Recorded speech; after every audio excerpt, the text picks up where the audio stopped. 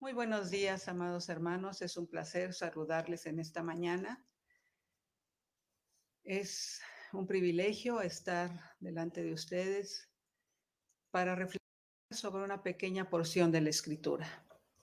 Mucho hemos oído en estos días sobre el nacimiento de Cristo, de aquel Verbo que fue hecho carne y habitó entre nosotros, el Mesías prometido por los profetas en el Antiguo Testamento, el admirable, el Dios fuerte, el Padre eterno, el consejero, el príncipe de paz del que habló el profeta Isaías, de nuestro Goel, el que vino a pagar el precio por nuestro rescate, que siendo rey vino en forma humana a nacer en un pesebre, caminó e hizo milagros entre nosotros, que se humilló y que fue obediente hasta la muerte y muerte de cruz, pero que si bien murió para pagar el precio de nuestro pecado, también resucitó y ascendió al cielo, y ahora está a la diestra del Padre, preparando un lugar para nosotros, ya que Él prometió que tendríamos vida eterna.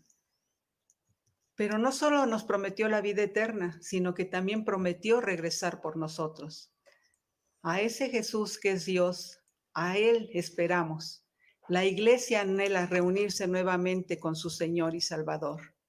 Vayamos a la pequeña porción de la Escritura que nos ocupa esta mañana. Está en Primera de Juan 2:28 y dice así: Y ahora, queridos hijos, permanezcan en comunión con Cristo para que cuando Él regrese estén llenos de valor y no se alejen de Él avergonzados. Uno de los propósitos de Juan en esta carta era escribir a la iglesia para afianzar su fe. Y otro también de los propósitos de Juan era corregir las herejías que por aquel tiempo empezaban a aparecer. Pero sobre todo, Juan hace un énfasis en amarse los unos a los otros. Todo esto que escribió Juan no era solamente para los primeros creyentes, sino también para nosotros, para la iglesia actual. Juan fue un discípulo que era muy cercano a Jesús, que supo de primera mano las enseñanzas del Maestro. Tan es así que fue llamado el discípulo amado. A Juan, entonces, le interesaba que los creyentes estuvieran firmes en su fe, que su fe estuviera bien afianzada, que no fueran confundidos con las doctrinas falsas que andaban circulando. Leamos nuevamente este versículo y dice: y ahora, queridos hermanos, permanezcan en comunión con Cristo para que cuando Él regrese estén llenos de valor y no se alejen de Él avergonzados. Podemos ver, hermanos, que Juan hace énfasis en decir: permanezcan en comunión con Cristo. ¿Qué quiere decir comunión? Comunión viene del griego koinonia y del latín communionis, que significa alianza o unidad. Entonces, podemos ver aquí que Juan nos está diciendo que vivamos en comunión con Cristo. Pero ¿cómo podemos vivir en comunión con Cristo?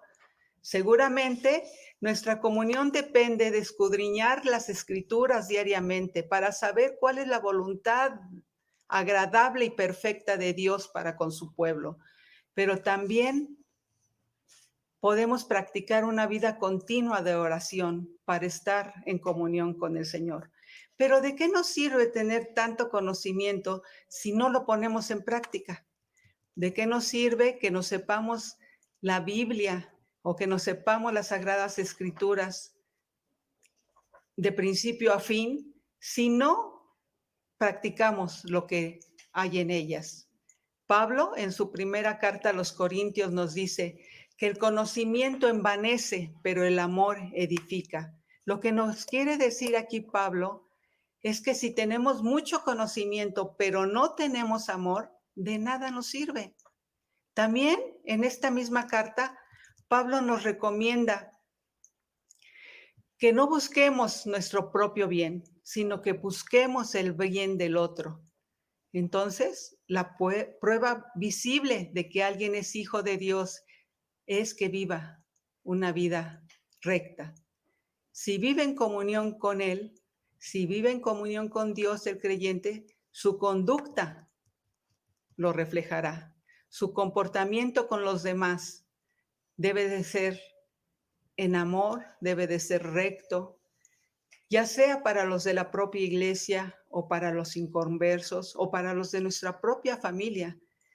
Muchos pueden afirmar que tienen buena relación con Dios, pero si nunca hay buenas acciones, entonces esa relación podríamos decir que es nula.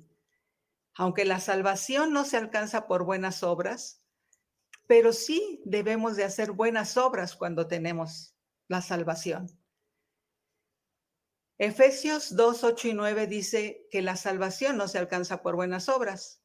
Dice que por gracia somos salvos, por medio de la fe. Y esto no es por nosotros, sino es un regalo de Dios. Pero ¿cómo vamos a responder ante ese regalo de salvación y vida eterna que nos ha dado nuestro Señor? Debemos de responder con alabanza y con gratitud, para que reaccionemos y procedamos con buenas acciones, como dice el apóstol Santiago, que la fe sin buenas acciones está muerta. Así que, hermanos, nuestra fe y nuestro amor debe de ser sin fingimiento para los demás. Procurémonos unos a otros, oremos unos por otros, preocupémonos por los demás, ayudemos en la medida que nos sea posible a quien lo necesita. Seamos justos, pero sobre todo practiquemos la misericordia. Y también compartamos nuestra fe. Compartamos el Evangelio de Jesucristo con aquellos que aún no le conocen. Estamos pasando por tiempos muy difíciles, por tiempos muy extraños.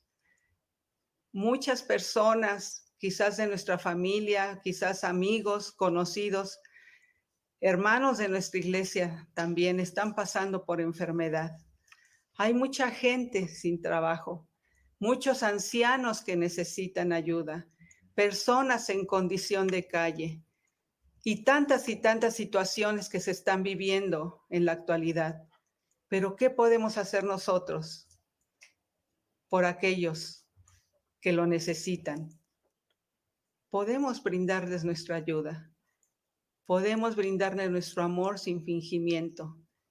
Y a las personas que no le conocen, podemos compartirles de ese amor del Señor. Podemos decirles que no hay salvación sino solamente por Cristo. Es una buena oportunidad. La gente está necesitada. La gente está sensible ahorita. Entonces, hermanos, es una buena oportunidad para que nosotros podamos compartir del Evangelio, podamos también ayudar a quien lo necesita. Tengamos en nuestra mente el ejemplo de Jesús. Jesús, si bien sanó enfermos, resucitaba muertos, pero también daba de comer al hambriento. Jesús era sensible a las necesidades de los más desprotegidos. Hermanos, en esta mañana yo les invito a reflexionar sobre esto, que el Espíritu Santo ponga en nosotros el querer como el hacer. No seamos indiferentes a las necesidades de los demás, para que cuando venga el Señor Jesús por su iglesia, cuando venga por nosotros, podamos escuchar de sus labios: bien, buen siervo y fiel, sobre poco has sido fiel, sobre mucho te pondré, entra en el gozo de tu Señor. Qué hermoso sería o será escuchar estas palabras de nuestro Señor. Anhelemos su segunda venida. Anhelemos primero ser arrebatados si estamos vivos o ser resucitados si estamos muertos. Pero que cuando esto suceda y le veamos cara a cara, pues ya no vamos a presentarle seguramente oro, incienso y mirra como le presentaron aquellos magos de Oriente cuando le fueron a conocer. Pero que nuestra fidelidad a Jesús, nuestra fidelidad a su palabra, las actitudes que tengamos o que hayamos tenido para con los demás y el compartir del evangelio con aquel que no le conocía, sea como una ofrenda de olor grato a sus pies. Y nos presentemos entonces, sí, como el apóstol Juan nos dice, llenos de valor, para que no nos alejemos de él y seamos avergonzados. Oremos en esta mañana, hermanos. Gracias, Señor, te damos por tu don inefable, Jesucristo. Gracias porque vino a morir por nosotros en la cruz del Calvario, pero resucitó y ascendió al cielo y ahora está a la diestra del Padre. Gracias por tu don inefable, Señor. Y gracias, Jesús, porque fuiste obediente y veniste a pagar el precio de nuestro pecado con tu sangre preciosa en la cruz. Señor, queremos agradarte con nuestra vida, queremos agradarte con nuestras actitudes. Queremos, Señor, ser fieles creyentes, dignos de ser tus hijos. Queremos, Señor, con nuestras actitudes, ayudar a quien lo necesita.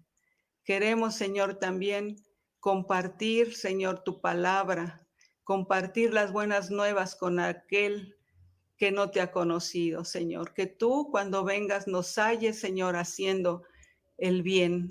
Que tú nos halles haciendo tu voluntad y nos podamos presentar ante ti como hijos tuyos fieles a ti, pero también con nuestras obras, Señor, con nuestras buenas obras, Señor, delante de ti, y que sean, Padre, una ofrenda de olor grato a tus pies.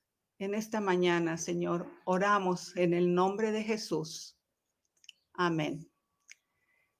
Hermanos, esperemos a nuestro Señor Jesús y digámosle, ven, Señor Jesús, te esperamos, ven pronto. Muchas gracias, hermanos. Que tengan un muy buen día en esta mañana.